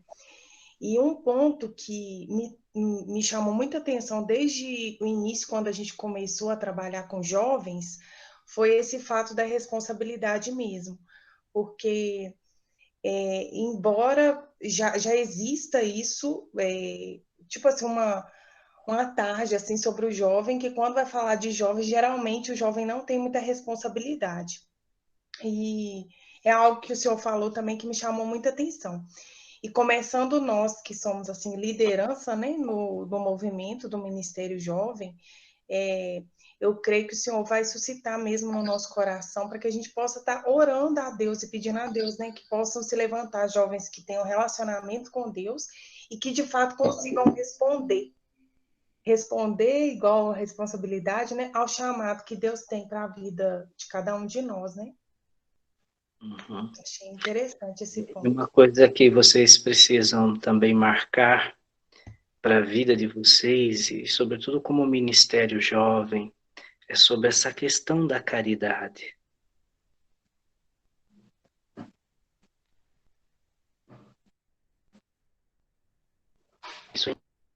porque isso muda a vida da gente, né? Nós não podemos ficar simplesmente levantando mãos para os altos, mãos para os altos, mãos para os altos, louvando a Deus, rezando a Deus, cantando a Deus. A gente precisa também aprender a estender os braços para os lados. Lembre-se, a nossa vida deve sempre se espelhar na cruz. A cruz diz da minha relação com Deus e da minha relação com os meus irmãos. Jesus morre levantando a voz, gritando ao Pai, mas com os braços abertos para os irmãos. Então, nós precisamos também, vocês precisam, e é algo que toca muito a nossa vida e até muda a nossa vida, fazer coisas concretas, gestos de caridade concretos. Por quê? Porque quando você se aproxima da dor dos outros, quando você toca a dor do outro, você já começa a reconsiderar a sua dor. Hoje, antes de vir aqui para a formação com vocês, porque eu estou aqui no convento de Belo Horizonte nesses dias, e hoje nós estávamos vendo o jornal e eu, né, estava passando no jornal a questão dos refugiados, né, dos refugiados do Oriente que estão chegando na Europa, nos campos de concentração, e falava do campo de concentração que pegou fogo na semana passada e 12 mil pessoas não estão tendo mais os barracos onde dormiam, né? E agora eles estão desesperados porque eles não sabem se vai ser permitido tanto na Grécia e na Itália a entrada deles no país ou se eles vão ser mandados de volta para o meio da guerra no país deles, né? Bom, já é um sofrimento tremendo porque você vê um monte de crianças ali naquela situação, né? E mulheres, né, expostas ali, crianças expostas, e eu ficava imaginando, meu Deus, a gente está aqui cheio de álcool, cheio de máscara, e aquele povo naquele campo de concentração agora não tem nem a barraca mais para eles dormirem. O que vai ser esse povo dos idosos que estão lá, das mulheres, das pessoas doentes que estão lá, quando começar uma contaminação em massa, né, com esse povo que está no campo de refugiado? Esse povo que está em Lampedusa, na praia, que os italianos não deixam eles entrar, o governo italiano deixa entrar, e eles estão todos lá fechados.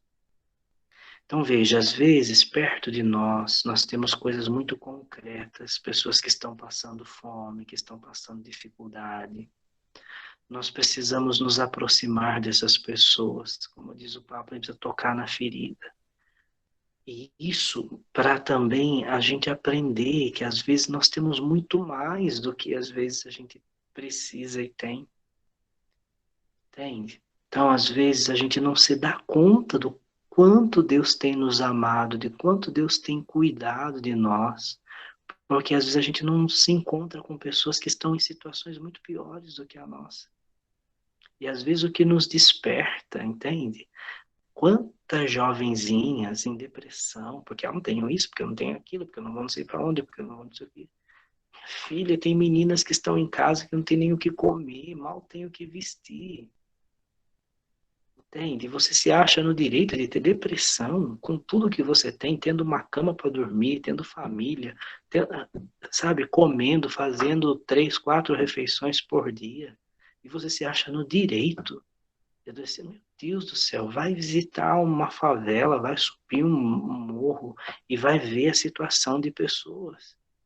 Né? Se dizia ali 38 milhões de brasileiros que não têm sequer água encanada na casa, nem banheiro no lavatório.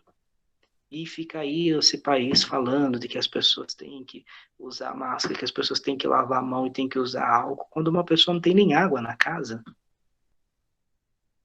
Tem. E nós temos tudo isso. E a gente ainda se acha no direito de reclamar das coisas. Porque não tá bom isso, porque não tá bom daquele jeito, porque Deus não fez isso para mim, porque Deus não fez aquilo. Entende? Então, nós precisamos nos aproximar mais nesse sentido. Você imagina que a gente vai ter direito de chegar diante de Deus um dia no nosso julgamento? Entende? E nós vamos ser cobrados pela caridade, pelo amor. E a gente ainda acha que vai chegar lá com direito a alguma coisa, de pedir alguma coisa, com tudo aquilo que a gente tem perto de tantas pessoas no mundo que não tem absolutamente nada. que vive numa extrema miséria. Então a gente precisa ajudar, precisa fazer. Não digo que a gente vai mudar o mundo, mas se a gente conseguir ajudar uma pessoa, uma família, entende? Que a gente consiga ajudar, fazer alguma coisa por ela de concreto, entende? Pedindo ajuda para outras pessoas. E vocês jovens, vocês têm muita criatividade, vocês têm muita capacidade para isso, né? Esses dias estava vendo lá uma entrevista na televisão fechada da minha cidade de origem, da Maria Inês e da Solange, né, que esteve aí, deu formação para vocês aquela vez, e ela dizendo, né, nós já construímos mais de 120 casas para moradores de rua, sem ter um centavo, tudo com providência divina. Os vicentinos arrumam o terreno, a prefeitura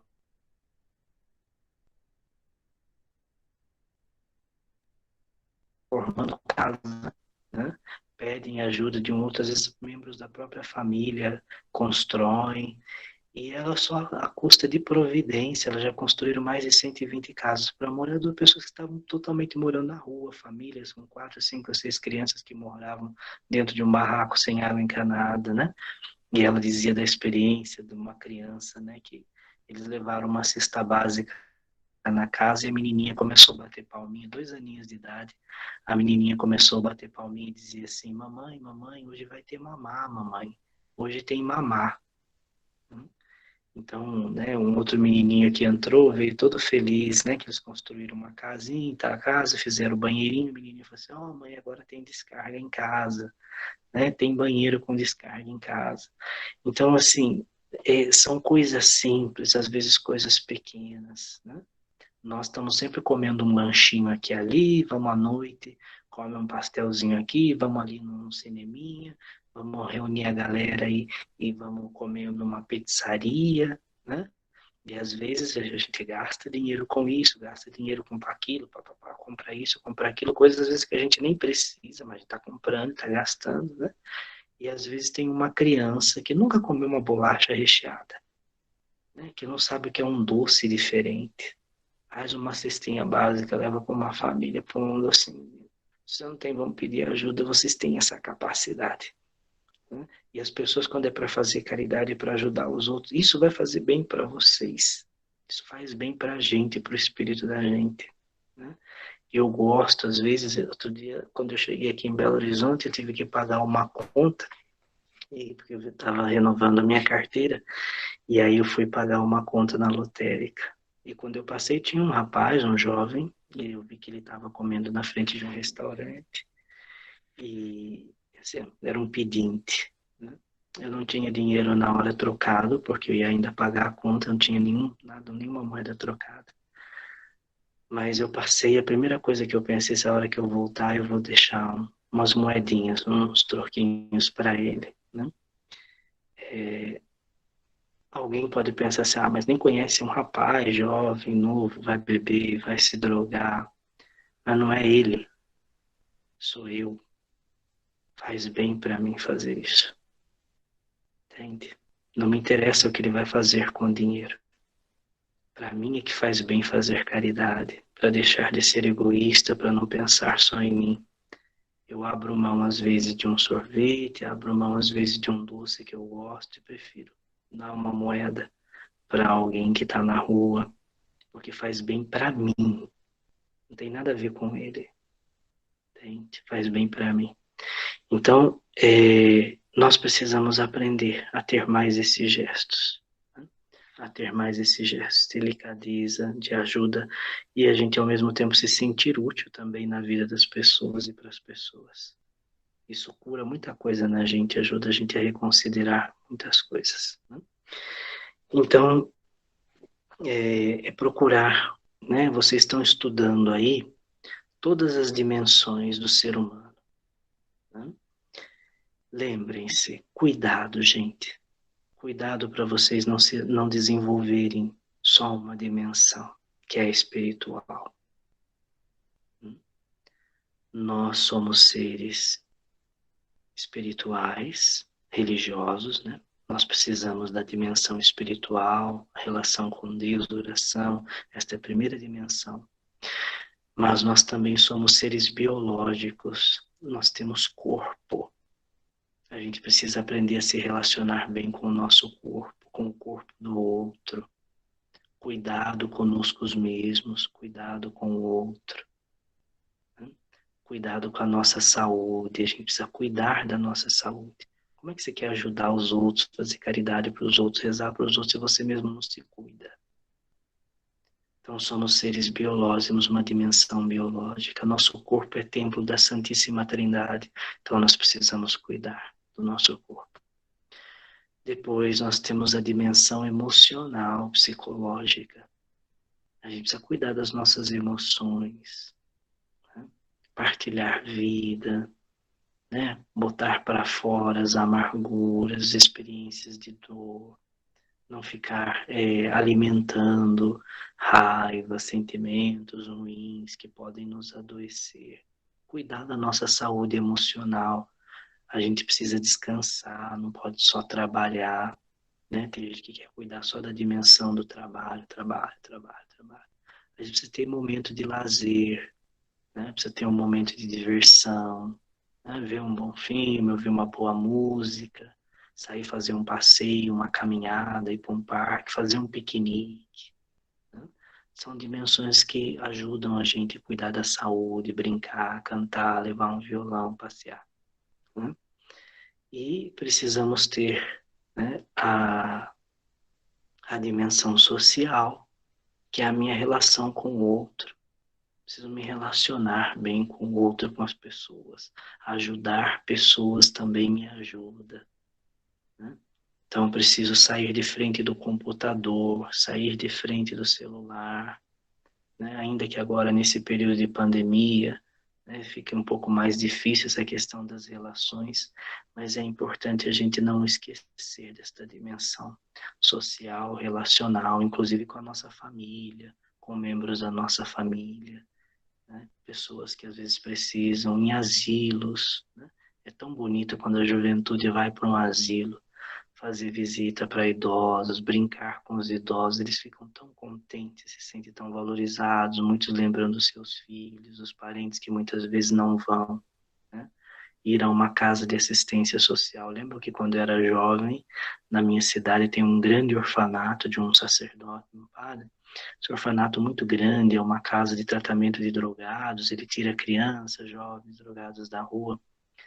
E eu me lembro que a gente ia lá, dedicava um domingo para aquela casa, brincando com as crianças, fazendo brincadeiras para eles, pintávamos a cara de palhaço, vestíamos roupas de bichos e fazíamos uma festa com eles. Era um momento de alegria, de diversão, né? Os meninos eram os cavalinhos para as crianças, as meninas colocavam os meninos, né, montados em cima dos meninos para brincar, a alegria, a diversão deles. Essa presença, como é bom isso, né? Como é bom a gente sentir, né, que a gente pode, tem condições de fazer bem para os outros, estar com os outros, né? Estar sobretudo com aqueles que precisam da gente. É importante fazer essas experiências, né, na nossa vida. Então, a nossa relação com Deus, né, tem que estar também relacionada. Quem sabe se relacionar com Deus, sabe se relacionar bem consigo mesmo e vai sempre se relacionar bem com o outro também. Né? Porque às vezes a pessoa para só nessa dimensão eu e Deus é uma relação muito intimista e acaba esquecendo que você é ser de comunidade, você não é sozinho. Deus não te criou sozinho, mas te criou como uma comunidade de fé, de irmãos, né, filhos do mesmo Pai. Então não podemos esquecer nunca que essa dimensão, a dimensão espiritual, tem que estar sempre relacionada também com o outro, com a caridade. Ok?